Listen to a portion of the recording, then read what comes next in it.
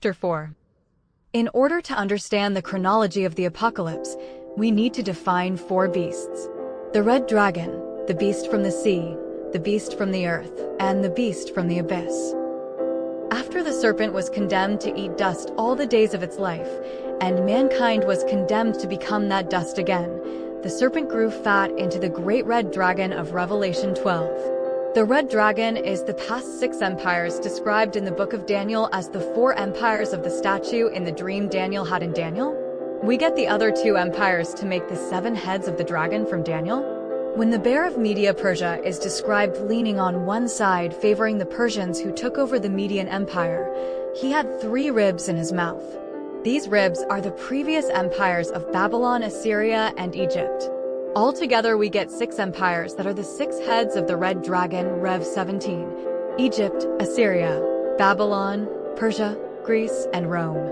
The last head is the Neo-Herodian, or Neoplatonic Hermetic Empire of Mystery Babylon, the occult king claiming to be God, much like Antiochus Epiphanes or Herod, sinking all the religions under the yoke of the Roman emperor.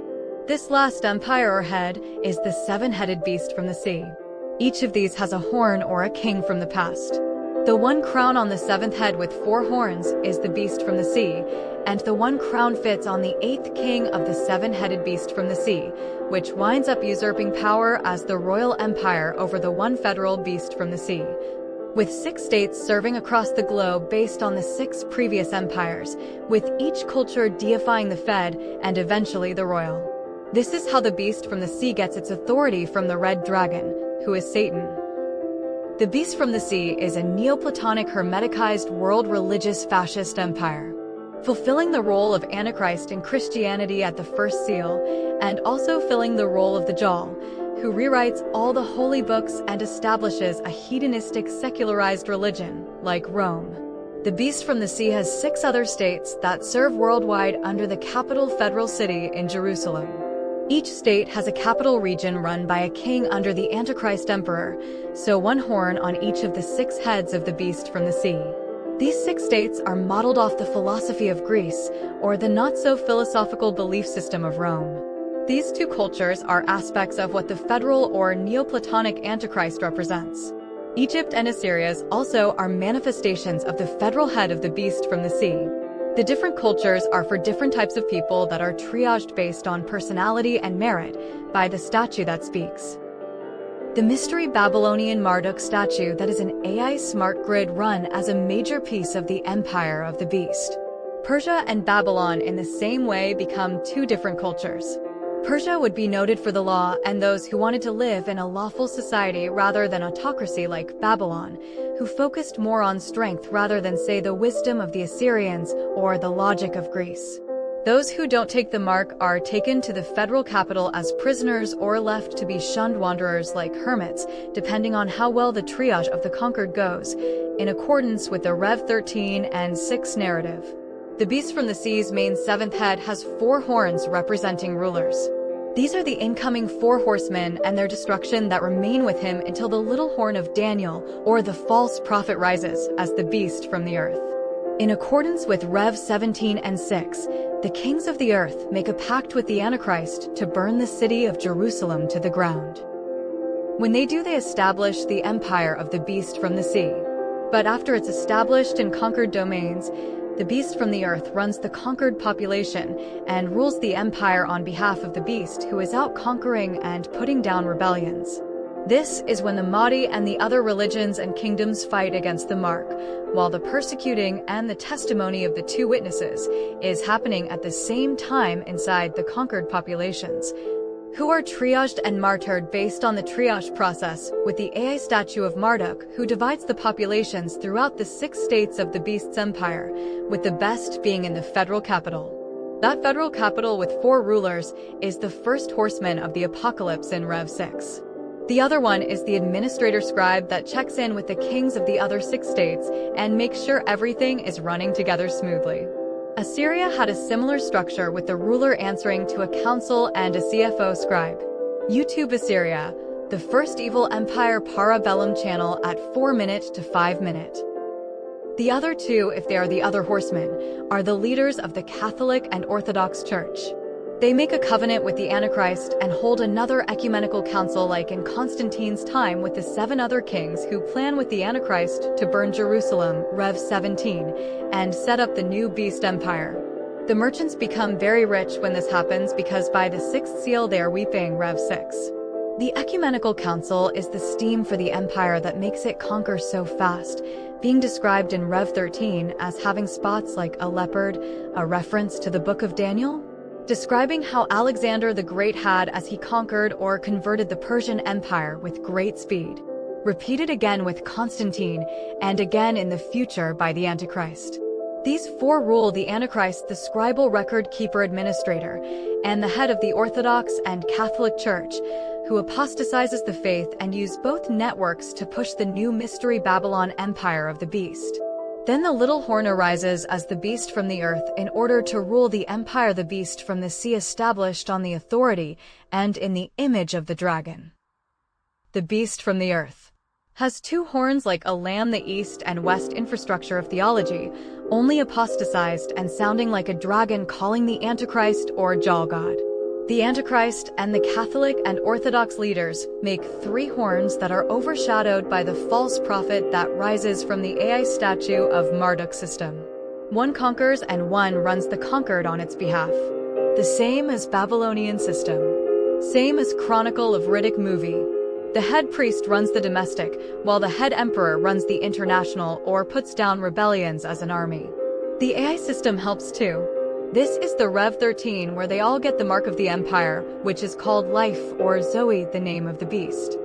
See, mark of the beast is the same as the mark of Cain. This is the time of when the Mahdi is resisting the Antichrist and the 2 witnesses resisting the false prophet. The 2 witnesses sync with some of the trumpets described in Rev 11 and Rev 8.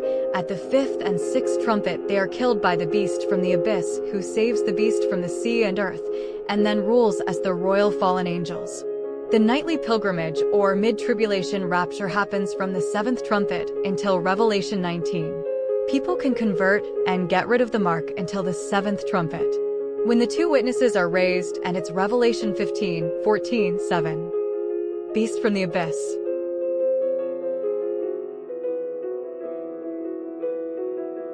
How does the church define Revelation 9? The ones worth anything are amillennials, Orthodox and Catholics. They believe it's symbolic and have no official interpretation on it. Protestantism, back before it was a circus casino, back when they studied, didn't have access to the Enoch manuscripts until around the mid-19th and 20th century in English, and it was an extremely rare book, so this was never solved. So I solved it and am here to tell you the solution of Revelation 9, which is a major key idea to solve the book of Revelation, which becomes very easy when using this with Daniel. In Revelation 9, the 5 fallen angels of the 5th and 6th trumpet that are mentioned are the 5 fallen angels from Enoch 8-10. Azazel is the destroyer or Abaddon, Semjaza, Barakijal, Amaros, and Kokabel/Tamiel are the 5 who taught the 5 subjects in Genesis 6. Mining where weapons came from, which is why the sin of the influx to earth was blamed on Azazel instead of Semjaza that led them. The rest is black magic or poison, white magic the solution to the black magic or medicine, astronomy and astrology. It literally says in Enoch 10 Raphael is the angel that bound Azazel and Michael bounded the others. In Revelation 9, it is most likely Raphael that is given the key to the bottomless pit to unbound Azazel at the 5th trumpet and Michael to unbind the 4 at the 6th. He is the angel that closed and will open it in the 5th trumpet in Revelation 9. It also says Michael bound the rest of the fallen angels, including the 4 leaders of them in the book of Revelation 6th trumpet separately, back in Enoch 10. I could go on about the Nephilim and Gabriel and the locust army from hell when no one can die in Revelation 9, but for time's sake I'll keep it short. These angels with Azazel or Apollyon make 8th head/king of the 7-headed beast talked about in Revelation 17:8 and 11. The beast which you saw once was, now is not, and yet will come up out of the abyss and go to its destruction. The beast who once was, and now is not, is an 8th king. He belongs to the seven and is going to his destruction. The key word to remember is they are in the abyss, not in heaven, when looking at Revelation 9:11 and the last quote above Rev 17. Look at how the word abyss is used. Revelation 11 verse 7, now when they have finished their testimony, the beast that comes up from the abyss will attack them and overpower and kill them. Rev 9, the fifth angel sounded his trumpet, and I saw a star that had fallen from the sky to the earth. The star was given the key to the shaft of the abyss. 2. When he opened the abyss, smoke rose from it like the smoke from a gigantic furnace. The sun and sky were darkened by the smoke from the abyss. They had as king over them the angel of the abyss, whose name in Hebrew is Abaddon and in Greek is Apollyon, that is, destroyer. And compare it to Enoch 8 and 10 using only those chapters in the second section of the Watcher's book. You get the 5 angels by narrowing down the list of 8 to the subjects taught Kokabel or Tamiel, depending on translation, taught astronomy, Barakijal, taught astrology. And then poison and medicine or the cutting of roots / enchantments or black magic is Samjaza, and the medicine or white magic or the solution to the enchantments is Amaros. Azazel is the one who taught mining and weapons. He's the one the whole sin was blamed on, and that's why he's nicknamed the Destroyer. The rest of the angels fall under these categories in the early chapters of the Watcher's Book Section 2 in the 1 Enoch library. We have to use the canon to measure the outside works or apocrypha because 1 Enoch especially was corrupted or interpolated, so the early chapters of the Watcher's Book is all that's needed to use from that library. The other 7 heads you can find from Daniel. Besides Babylon, Persia, Greece, and Rome, the other 2 preceding kingdoms are Egypt and Assyria, which ruled over the faith and persecuted Israel. The 7th head is most likely a Neoplatonic Hermetic / Gnostic, Druze, Nicolaitan, synchronized religion, much like Herod was under Rome. The occult's Lord Maitreya, that is the reincarnated Christ, and every other religious leader. Even though most people today see Genesis 6 sons of God as humans from the line of Seth taking daughter from the line of Cain, the writers of the New Testament believed in a literal angelic influx interpretation of Genesis 6, as we can see from 2 Peter 2 verse 4 when it talks about the angels who sinned, or Jude 1 verse 6 when it talks about the angels who left their first estate, and in 1 Corinthians 11 verse 10 when women are told to wear a veil or head covering because of the angels, which is why Revelation 9 does as well. And that's why they are features again in Revelation 9. So even though a lot of people today don't see Genesis 6 as angels, it's clear the authors of the New Testament, Jude, Peter, Paul, and John did. The 2 witnesses beat the Antichrist and false prophet with their signs, which coincide with the trumpets. The description given of some of their plagues in Rev 11 is turning water to blood. In the 2nd trumpet, water turns to blood. At the 5th trumpet, the 8th king Azazel comes up, and by the 6th trumpet, when the other 4 leaders come, they are killed by the beast from the abyss. After the 7-headed beast from the sea and beast from the earth are defeated by the 2 witnesses in Revelation 11, the 8th head of the beast comes out of the abyss and kills them. That once was in Genesis 6, is not now because they were confined to the abyss. 2 Peter 2 verse 4 and Jude 1 verse 6 and Enoch 8 and 10. And yet will be after the 2 witnesses finish their testimony against the 7-headed beast from the sea and beast from the earth. The 8th head are the angels from the 5th and 6th trumpet in Revelation 9. Azazel, who taught warfare through mining, is the angel of the 5th trumpet. The 6th trumpet angels are the other 4 chiefs of fallen angels that taught civilization basically in the first city after Eden in the city of Enoch. Using Charles' version of Enoch 8 and 10, their names are Amaros, Samjaza, Kokabel, Tamiel, and Barakijal. There were only 5 subjects taught: mining, astrology, astronomy, and black and white magic. And these are the chiefs of those angels who taught these subjects mentioned in Enoch 8. This is during the time of Genesis 5 and 6, who taught certain leaders of that city, such as Tubal-Cain, in the city of Enoch in the land of Nod during the Atlantean days of Methuselah before the flood, when everyone lived as long as they will in the millennium, according to Isaiah 65 verse 20. The days of Atlantis. Never again will there be in it an infant who lives but a few days, or an old man who does not live out his years. The one who dies at 100 will be thought a mere child. The one who fails to reach 100 will be considered accursed. This is the time of the second advent, before Judgment Day. At Revelation 20, before the restoration of Eden, which is heaven on earth, described in Revelation 22, which happens after Judgment Day. https://www.biblegateway.com/passage/?$sign 2C1% Corinthians 1 5% 3A5 2% 2C% 20 Revelation % 2015% 2C1 7% 3A 8% 2C1 7% 3A11 ampersand version =KJV.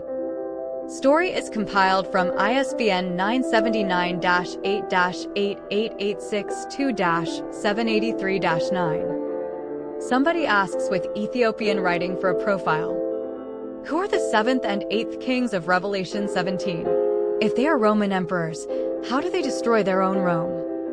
I saw the Ethiopian, so I figured you'd be interested in what the Ethiopian canon has to say on this chapter of Revelation according to the Watcher's book in 1 Enoch library, and how it agrees with the rest of the New Testament take on Genesis 6. Seventh king is the mystery Babylon kingdom's Lord Maitreya that comes out as the beast from the sea meaning nations, and the 8th head is Azazel from Enoch 8 as mentioned in Jude 2 Peter and Corinthians. The 5th trumpet. Even though some interpret Genesis 6 as humans, the New Testament writers saw them as angels.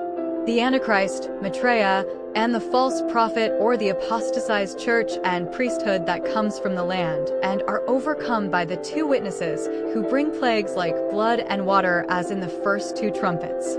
The angels that come in Revelation 9, Azazel tortures the 7th head into submission, and death is not available because he comes up out of and with hell where he was cast down to in Enoch 8 and 2 Peter 2. So the angels that lost the first estate were the angels in the 5th and 6th trumpet, or Revelation 9. There are 5 of them. Azazel taught metallurgy and war. Semjaza Amaros Barakijal and Kokobel taught black and white magic, astronomy and astrology.